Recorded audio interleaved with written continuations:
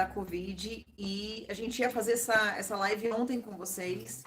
Eu quis primeiro anunciar com um pouco mais de antecedência para vocês terem tempo de ver e também para que ele pudesse digerir um pouco, porque não deve ter sido fácil. Verdade. Imagino que passar ali o tempo que você passou sendo deputado, sendo tratado de uma maneira com uma total falta de respeito o tempo O todo. tempo todo sendo coagido realmente foi uma experiência lamentável. Eu vejo, deputado, quero aqui agradecer Você pelo tem a espaço. oportunidade aqui de falar tudo que você não falou lá, tudo que te Exatamente. cortaram. Aqui você tem total liberdade de falar. Vou até virar um pouquinho aqui a câmera para você. Obrigado.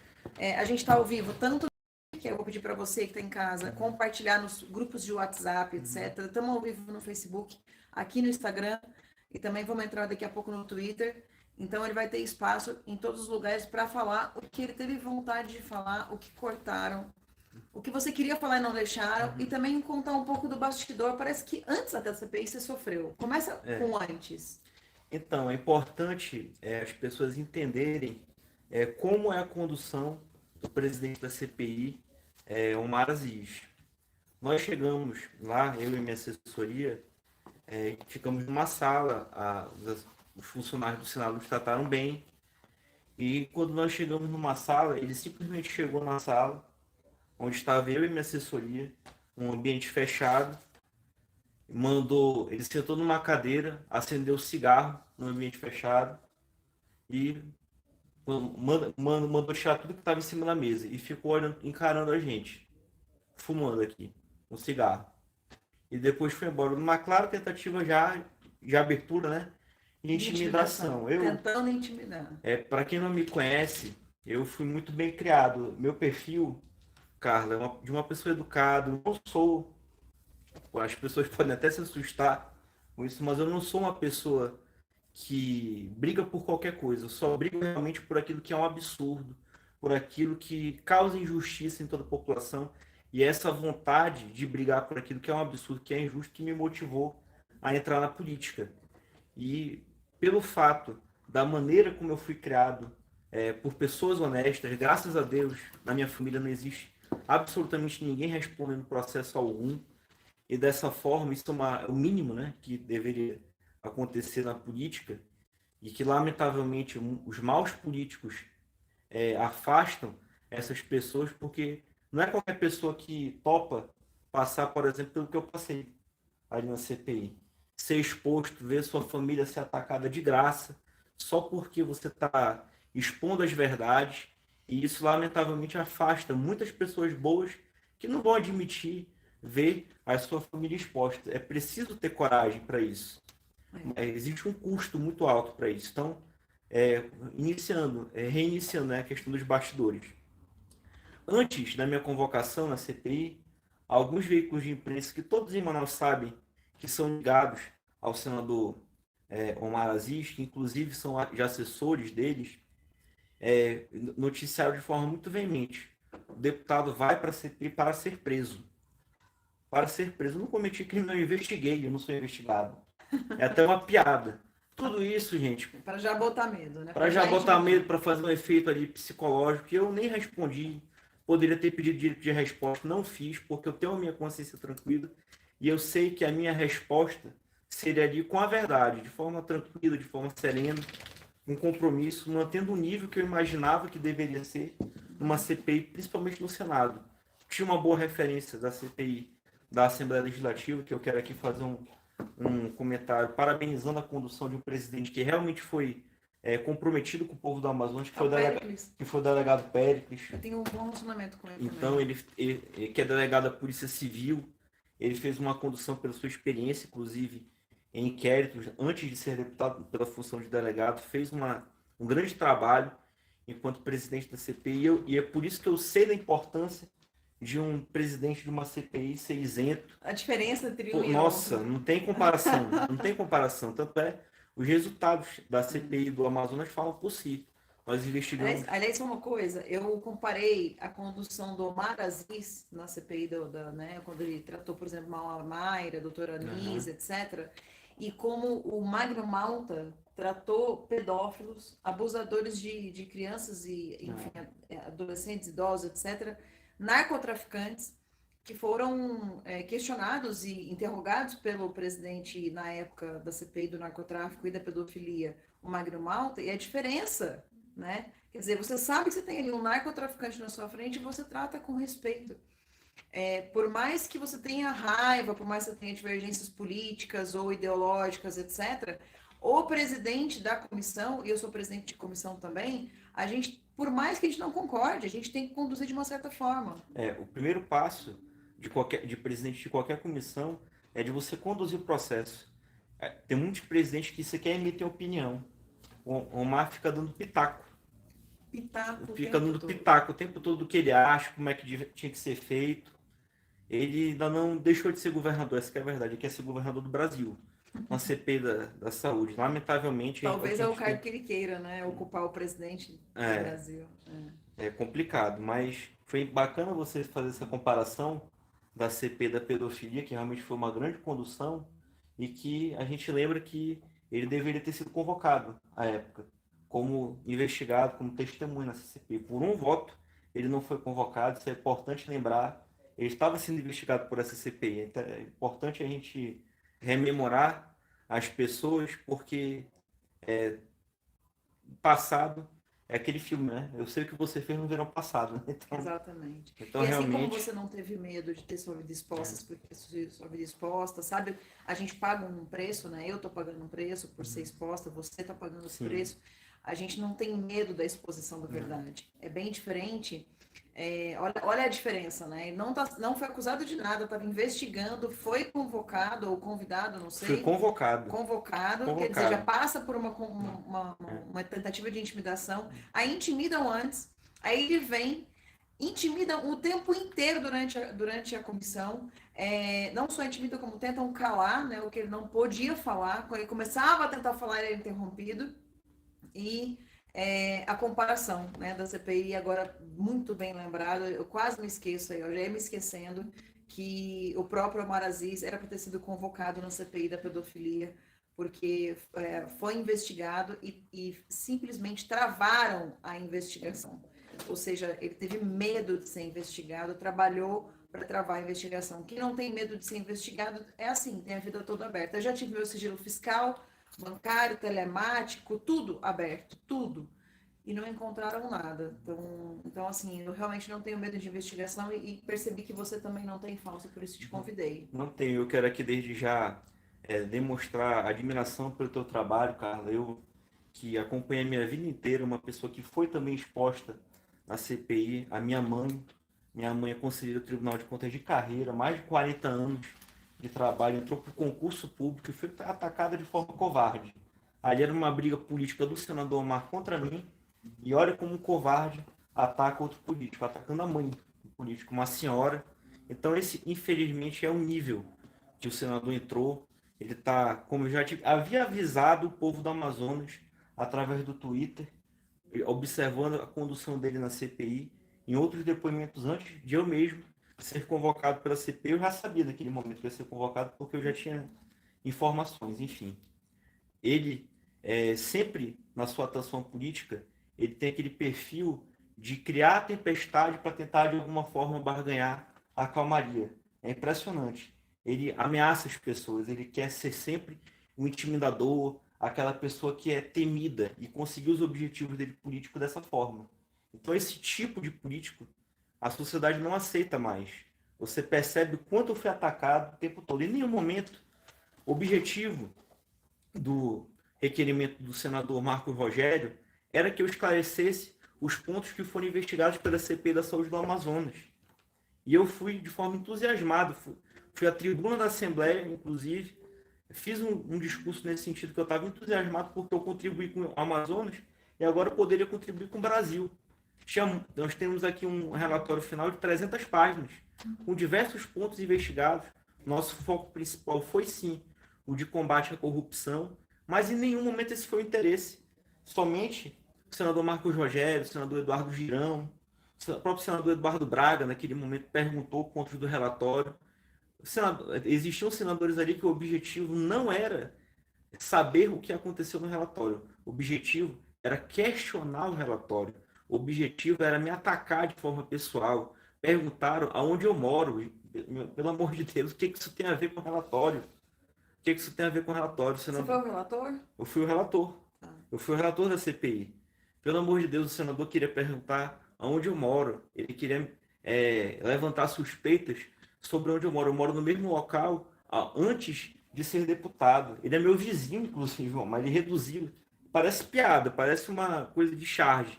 Mas ele reduziu, o presidente da CPI do Senado da República reduziu os trabalhos da comissão parlamentar de inquérito a uma briga de vizinho. Essa é a verdade, uma assembleia de condomínio. Foi a isso que ele reduziu a comissão com a postura dele. Então, Uma isso vergonha. é vergonhoso, é vergonhoso. Você que acredita na instituição do Senado Federal, vê um presidente da CPI com essa vergonha, eu tenho certeza, cara, que mesmo os senadores de todas as ideologias possíveis ficaram constrangidos com aquele comportamento. E aqui a gente não fala nem de quem é Bolsonaro, de quem é da esquerda. O comportamento não condiz com o cargo, não existe isso. É uma unanimidade com o constrangimento que hoje está na CPI pelo comportamento do senador Maziz. Tem uma série de coisas aqui, né? Desvio de finalidade dele, abuso de autoridade, não saber conduzir, a suspeição de conduzir uma presidência. E olha que, quando começou tudo isso, a minha preocupação, ela girava em torno do Renan Calheiros, que é quem vai construir o relatório, né? Na verdade, vai construir. Já está construído o relatório, né? E vai tentar ali colocar a culpa no presidente, todo mundo já sabe disso.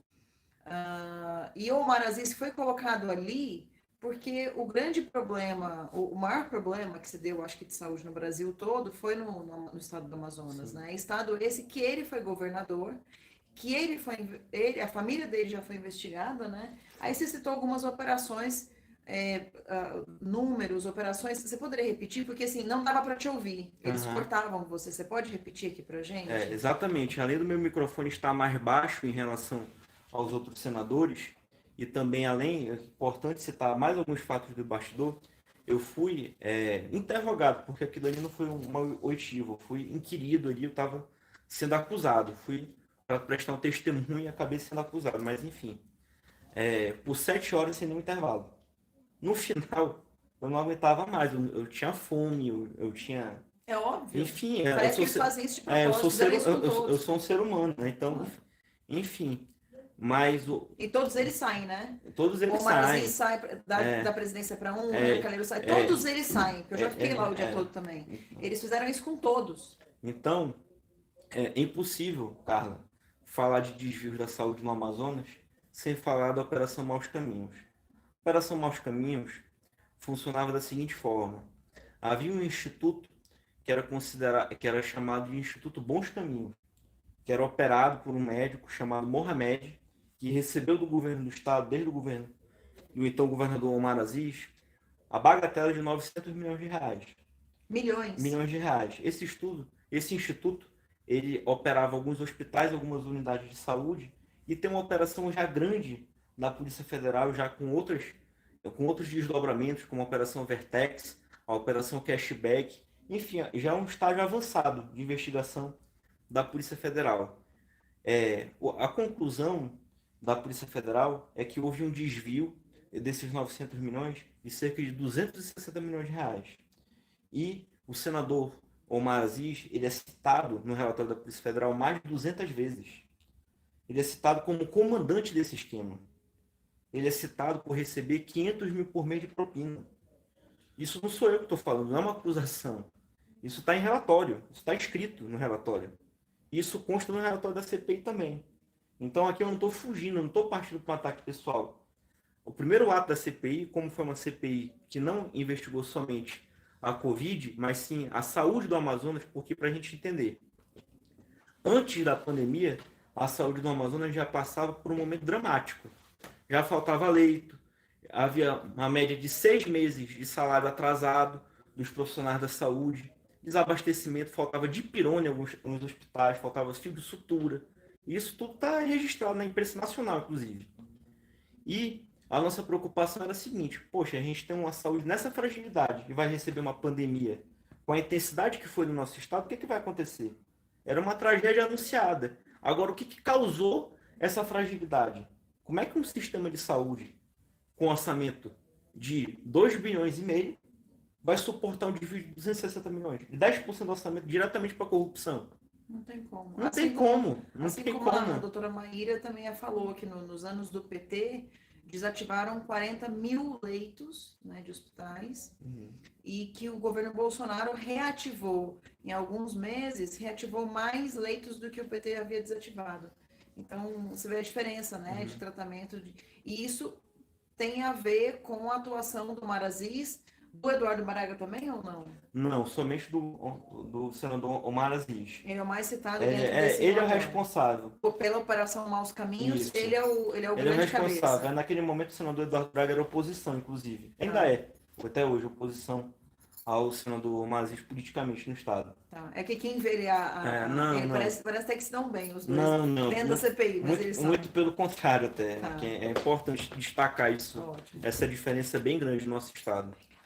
É importante nós citarmos que nessa operação houve um governador que foi preso, que foi o governador José Melo, que era o vice do então governador Omar Aziz. Então houve um desmonte político no nosso estado que causou um prejuízo muito grande naquele momento. Uma instabilidade política, mudança de governos.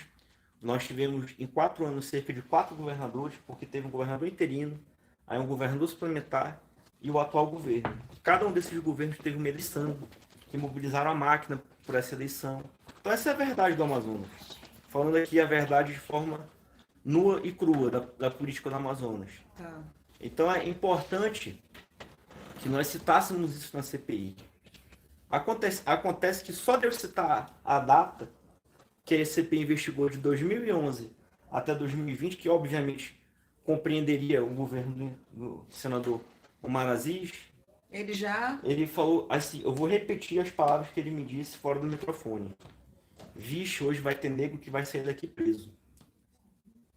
Mas ele sabe que não estava se referindo a ele, não? De pronto, eu peguei o microfone. Senador, o senhor está me ameaçando? Boa. Fale no microfone, o senhor está me ameaçando. Ele cortou o microfone. Essa parte de fale no microfone não deve ter saído, naturalmente. Não saiu. Naturalmente. Eu, pelo menos, não ouvi. Não, ele cortava. Ele estava com o dedo já em cima do botão que apertava lá para silenciar o microfone. Então, foi o tempo todo, essa coação, o tempo todo ele me xingando, né, de filha disso, vai tomar naquele lugar, o tempo todo. Nesse nível? Nesse nível. Então, cara, eu quero aqui externar para a população que quando você chamou ele de imbecil, foi quase um elogio para ele. Porque ele não xinga ninguém nesse nível. O comportamento de senador, ele está mais para o comportamento de gangster. Quando de você gangster, falou essa que é a palavra. Quando você falou, as pessoas podem estranhar, mas eu não sou uma pessoa que entra em qualquer briga. As pessoas que me conhecem também no dia a dia percebem que eu não sou uma pessoa de alterar tom de voz, não. de xingar ninguém. Nem eu, Carla. E aí chega uma hora que a gente realmente... Então, assim, eu tive uma empatia muito grande pelo que você passou, e outras pessoas passaram também, porque o Omar Aziz, um dia antes da sua oitiva, ou 2 dias antes, enfim, agora, essa semana, ele, por exemplo, falou que eu puxo o saco do presidente porque o meu marido tem um carguinho no governo. E aí, quando eu fui dizer que o cargo do meu marido, de comandante da Força Nacional, veio muito antes de eu conhecê-lo, eu conheci meu marido quando ele já era comandante da Força Nacional, eu não consegui falar isso na tranquilidade com a qual eu estou falando aqui agora. Porque Claro. Quando você é pego de surpresa e eu quis gravar na hora, eu falei, eu não vou deixar para amanhã para responder isso, porque eu não vou conseguir dormir, eu acabei falando mais do que talvez eu deveria. Mais engraçado, que eu achei até que as pessoas fossem me criticar, e eu recebi 98% de aprovação, até pela forma como eu falei. Perfeito. Assim, olha, você falou o que eu disse, como eu queria, eu falaria até mais.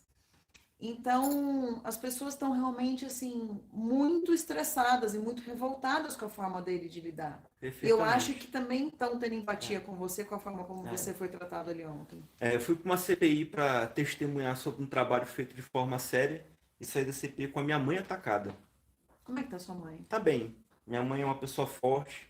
Como eu falei, é uma pessoa que já é do serviço público há mais de 40 anos, entrou para concurso público, tem uma história belíssima, muito respeitada no meu estado. Foi a primeira mulher da história do Amazonas a ser presidente do Tribunal de Contas. Ela iniciou com 18 anos no Tribunal de Contas, nunca teve outro emprego ali. Então, é complicado, é Deve estar complicado. orgulhosa. Ela é orgulhosa. Ela é uma referência para mim de exatamente disso, pelo Tribunal de Contas ser exatamente um órgão de controle, não seria diferente o meu engajamento também no combate à corrupção, da boa administração pública, é nessa inspiração também que existe.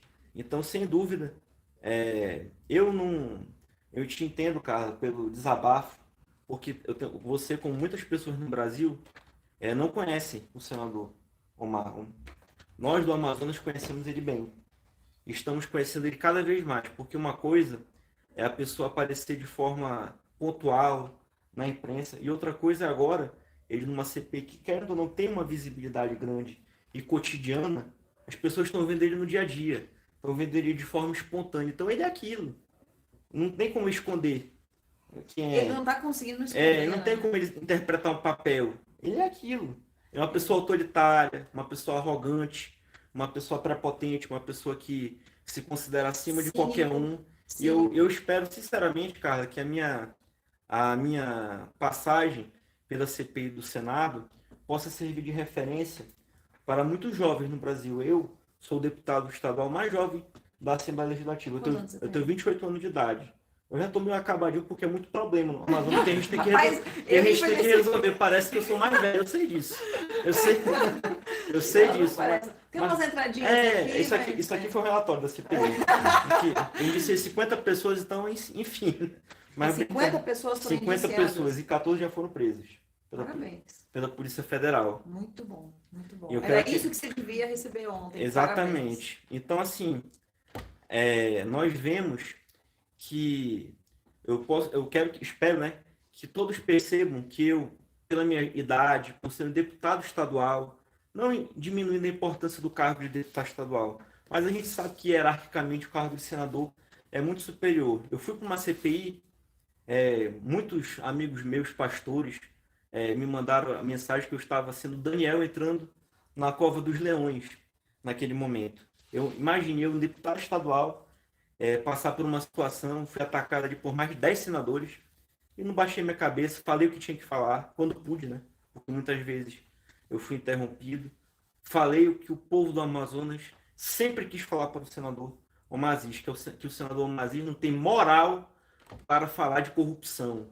O senador Omazis, ele tem que ter muita audácia para entrar numa CPI depois de ver sua família inteira presa, depois de ser acusado de corrupção por diversos pontos feitos levantados pela Polícia Federal, não é por outro político, e querer dar aula de corrupção, querer ser o paladino da verdade, ser, né, o arauto da moralidade ali na Qual foi a CPI. palavra que você. Tem uma frase que você falou que eu achei muito boa. Quem é o senhor para falar de O senhor não tem idoneidade. Quem eu sou para falar de idoneidade? idoneidade? De idoneidade. O senhor que está aí, o senhor falou, aí você falou dos... Eu falei, ninguém na minha família, não sei se pegou também no microfone, muitas vezes eu repito, foi cortado no microfone. Eu falei, senador, Vossa Excelência acusa a minha família, mas ninguém na minha família foi preso. Aí ele respondeu, ninguém na minha também não. Eu falei, senador, sou só eu que tenho que falar a verdade aqui, então. O senhor também não tem que fazer nenhum juramento de falar a verdade. É importante falar essa parte do juramento, porque quando eu fui convocado, o que eu pensei? Pela lei, eu não vou entrar aqui de forma técnica, não sou jurista, enfim, eu não deveria ser convocado porque eu sou membro de um poder, eu deveria ser convidado. Todos os deputados federais foram convidados, mas eu fiz questão de não retificar. Fiz questão, sabe por quê? Porque a diferença de ser convidado para ser convocado é que convidado ele não tem que fazer o juramento de falar a verdade. Eu não tenho problema de falar a verdade. Na verdade, o problema foi eu ter falado a verdade. A verdade que muita gente queria falar e não teve oportunidade. Graças a Deus eu tive, mesmo com todo desgaste, todas as dificuldades que eu passei ali. Eu pude falar em alguns momentos a verdade, graças a Deus. O povo conhece, sabe quem é quem, não tem jeito. Por mais que tentem atribuir às pessoas narrativas que tentem atribuir às pessoas que fazem o bem, isso eu admiro muito, Carla, o presidente Bolsonaro, porque as pessoas que fazem o bem são combatidas. Isso é uma característica de todas as pessoas que fazem o bem. O mal sempre vai combater o bem. Uhum. É da essência do mal, é da natureza do mal. Combater o bem. Então, e não importa o que aconteça, o bem sempre vai prevalecer. Então, não importam as dificuldades, não importam os sacrifícios, não importa a sua idade, não importa de onde você veio, se você é homem, se você é mulher, de qual sexo que você seja, de qual, enfim, qual A contexto, cor, a cor, a religião, não importa. classe Mas quando social. você está bem intencionado, você quer fazer o certo ele nunca demora, mas acontece, ele vem na hora certa. Uhum. Ele acontece no momento correto. Deus está vendo, Deus é um Deus pessoal. Não é um Deus que... Eu não acredito num Deus, é um momento de fé que eu quero externar. Eu não acredito num Deus que seja uma força, algo impessoal. Deus sabe quem é do bem, Deus sabe quem é do mal, quem Conhece quer nosso o bem, interior. conhece o nosso interior. Então, toda pessoa que acredita e quer fazer o melhor, isso se estende a qualquer área, não só na política, mas em qualquer profissão, vai ser bem sucedido no final. E não importa qual seja a tentativa do mal, o bem sempre vai prevalecer. Me diz uma coisa, a imprensa te deu espaço para você Deu, falar? me deu Quais espaço. foram as imprensas? Eu pude falar com praticamente todos os veículos de imprensa, muita gente não me conhecia. Tá. Essa que é a verdade, não sabia o que eu ia falar ali. Então eu tive uma oportunidade de falar de forma neutra. A minha ideia, antes de ver como a lamentável condução do senador Omar, era de fazer um depoimento técnico, levando relatório, levando os dados que foram apurados pela CPI, e expor isso de uma forma que eu pudesse contribuir, porque eu sei que um dos fatos determinados da CPI do Senado é o Amazonas. Apesar que, mesmo sendo focado na segunda onda, que foi a crise de oxigênio, enfim, e a minha CPI, a CPI do Amazonas, ter trabalhado sobre a primeira onda, mas a saúde é uma só. Uhum. Então poderia contribuir. Foi um pouco fora até do tema, mas eu poderia contribuir de alguma Eu forma. vi que você tentou contribuir de alguma forma. Né? Me diz uma coisa, no relatório tem alguma questão do valor enviado pelo governo federal e uma dimensão de quanto poderia ter sido desviado, alguma coisa nesse sentido, ou não entrou nesse detalhe? Então, nós tínhamos a informação através do portal da transparência do governo, foram enviados entre 2019 e 2020 nesse total governo, no caso, cerca de 2 bilhões de reais, 1 bilhão por ano, e havia uma forma de pagamento que são os processos indenizatórios. São processos que é um tipo de pagamento, de contrato do governo, que é uma porta aberta para a corrupção. Para quem está nos assistindo entender o que é um processo indenizatório. Imagine você vai construir, por exemplo, um muro na sua casa. E você contrata um pedreiro e você acerta o seguinte com o pedreiro. Pedreiro, você vai construir um muro, depois a gente vê quanto custou. Você não viu quanto custou. Você não viu se ele vai te cobrar um preço justo. Você não viu se ele sabe fazer o muro. Você não viu se ele tem um material, uma ferramenta necessária para construir o muro. E daqui a pouco você chega na sua casa, o muro está construído de qualquer jeito, e o pedreiro te cobra, não, eu quero 1 milhão de reais pelo muro. E o Estado é obrigado a pagar, porque ele não pode simplesmente se recusar a pagar. Ou tem interesse de pagar. Essa é a questão. Uhum. Então, nós vimos, por exemplo, no hospital de campanha da Newton Lins, um serviço de lavanderia em que eles cobraram do governo como se tivessem lavado os 400 leitos do hospital num período em que havia somente 4 pacientes internados. Nós fomos atrás da sede da lavanderia, era uma oficina mecânica. Nós fomos atrás, dentro do hospital, se havia alguma balança, porque eles cobravam de acordo com o peso das roupas. Eles alegaram que eles lavaram 40 toneladas de roupa. Não tinha balança. Então, como é que eles sabem que tinha 40 toneladas de roupas? Como é que eles sabem? Como é que a gente sabe se lavaram alguma coisa? Porque não tinha nenhuma máquina de lavanderia, uma oficina mecânica a sede. Então, você vê que mesmo que tenham lavado a roupa dos 4 pacientes, nós detectamos ali um superfaturamento de quase 10.000%. Meu Deus. Então, são esses apenas um dos casos que eu poderia ter citado na CPI. Esse eu consegui citar no depoimento do senador Marcos Rogério. Alguns senadores, como eu falei, eu quero reiterar, têm o compromisso de que essa CPI apure verdadeiramente os fatos, e a eles eu quero estender meu agradecimento, porque foi um dos poucos momentos que eu tive de falar sobre o relatório, que essa era a minha intenção. Em nenhum momento, Foi durante as perguntas deles, né? apesar até das minhas diferenças políticas, Carla, com o senador Omar, eu não queria entrar no embate com ele ali. Essa não era a minha intenção.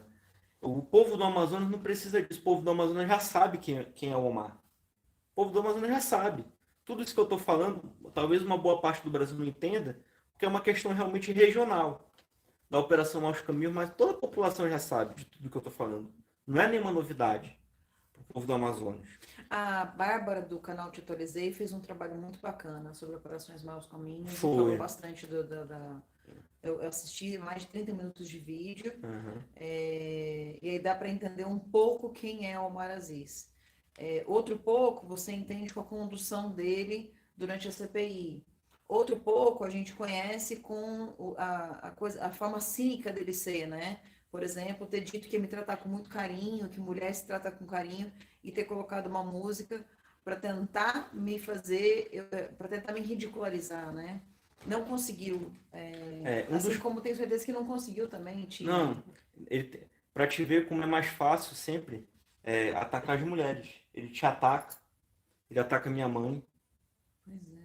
Pois é. Esse é o caminho do ataque. Então, isso em outras ideologias é chamado de machismo, né? Pois é, e aí quem diz que quem é machista é o presidente. É o machismo do bem, né? Assim, né? Aí o presidente que é misógino, machista. Isso é machismo, né? Mas agora eu não explodi, realmente não tive uma atitude mais humana naquele momento, porque eu já esperava. Você veio preparado. Eu já vim preparado. Eu fiquei pensando, como é que você não explodiu? Eu já esperava. Eu já esperava aquilo, realmente tive um momento com Deus ali, realmente, para me preparar. Fiz minhas orações. Eu procuro sempre entregar meu mandato realmente para que Deus possa me iluminar e conduzir da melhor forma possível. E, cara, eu tô, assim, o sentimento de missão cumprida. Meu mandato, se o povo do Amazonas entender que eu não tenho mais que estar na política, eu estou satisfeito, eu vou viver a minha vida, vou para a mesma casa que eu entrei, eu vou ter a mesma vida que eu tinha, mas com sentimento de missão cumprida. O meu objetivo de entrar na política é de fazer o certo.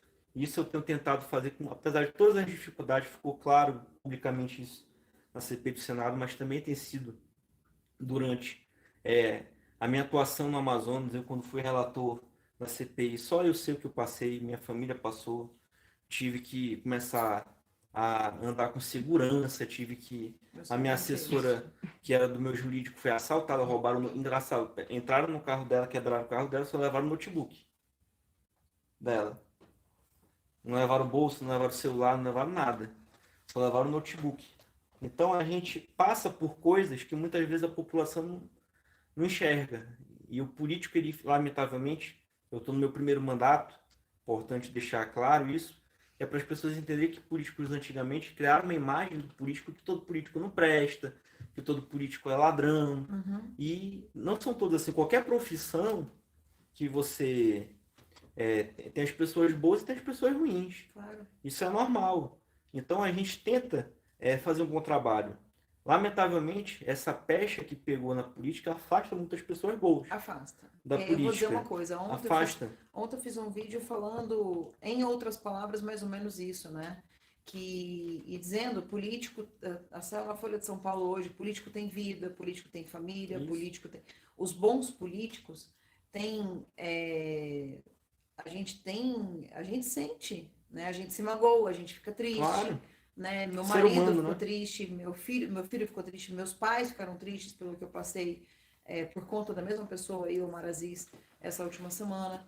assim como sua mãe deve ter passado maus Claro. momentos, você, Quem mais sua sofre é a equipe, família, né? quem acaba mais Não sofrendo, só eu a acho que é a família. A família. gente já está acostumado É. com essa vida, mas a família nunca está preparada. Então, A gente veio com é, o sentimento de servir, né? E meio que preparado para tudo, e o sentimento de fé acaba dando força pra gente. Agora, também tem aqueles momentos que a gente se abate, né? E eu me abati, ontem eu falei, eu tô abatido, eu tô cansado, a gente tá cansado. Aí hoje já acordei melhor, a gente pediu orações para as pessoas oraram, mandaram mensagens de carinho, etc. Hoje já acordei bem melhor. Você com certeza veio preparado, porque deu para perceber o quanto estava calmo e quanto você é calmo aqui, está calmo aqui. Parabenizar você pelo seu trabalho, deixar uma porta aberta para quando você quiser. E vou te dizer uma coisa, aí falando de políticos, né?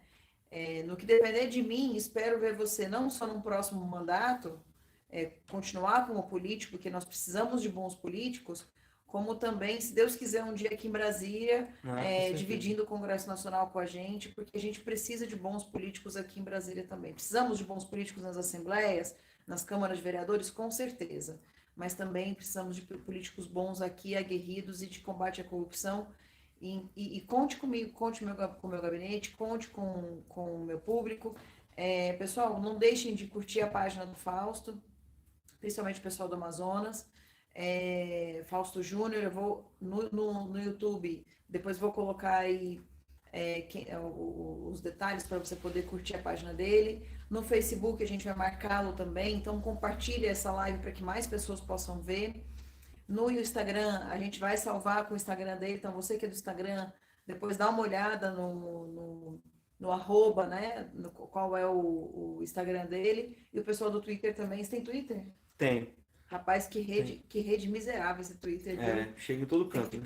Chega em todo canto e quando eu quero dormir, eu não vejo Twitter. É, O dia que eu quero ficar é com verdade. insônia, eu abro o Twitter e começo a ler. Ô, redezinha miserável é essa. Aí quando eu quero ficar mais calma, não, eu vou pro Instagram, leio as mensagens, Instagram, do Facebook. Aí eu fico mais tranquila. O YouTube também. Pessoal, tem algum último recado que você quer deixar? Ô, Carla, quero te agradecer pelo espaço, quero te convidar para conhecer o Amazonas numa oportunidade. Já conheço, viu? Eu Mas quero ir sei, de novo. mas vamos de novo. Quero aqui sempre me colocar à disposição. Eu sei que o presidente Bolsonaro tem um compromisso com o nosso estado. Nós sabemos ali que temos problemas já históricos, como, por exemplo, a BR-319, que é um grande desafio que nos isola do país agora na crise de oxigênio. Nós obrigatoriamente tínhamos que receber o oxigênio através de avião, porque nós não temos estrada. E a estrada existe, só que ela está intrafegável por causa de falta de licença ambiental. Então a gente precisa lutar, e eu conto contigo, conto com todos os deputados Com o novo licenciamento bolsonaristas. ambiental, a gente já resolve grande parte do A problema. gente precisa desse licenciamento ambiental, Precisa. porque eu sei que o presidente Bolsonaro ele quer asfaltar a estrada. Isso vai ser realmente uma revolução no nosso estado. Então, conte comigo, eu, enquanto deputado estadual, pretendo um dia, se Deus quiser, se o povo do Amazonas também quiser, ser seu colega aqui em Brasília, a gente vai fazer um grande trabalho. Um grande abraço a todos, gente. Obrigada, viu, pessoal? Obrigada por estar aí conosco. Vamos seguir firme e forte, não firmes e fortes, não percam a fé. E, enfim, acreditar no presidente Bolsonaro. E, de novo, peço a vocês, termino a live pedindo oração a todas as pessoas, as autoridades de bem desse país, as pessoas que estão, todas as formiguinhas, porque nós todos somos seres humanos, eu e ele somos servidores da nação, servidores públicos. Vocês são as excelências, vocês, público brasileiro, são as excelências, e a gente deve a nossa servidão a vocês. Então, pedir oração a todas essas formiguinhas, nós, servidores, vocês, excelências, e a todos aqueles que querem o bem no Brasil.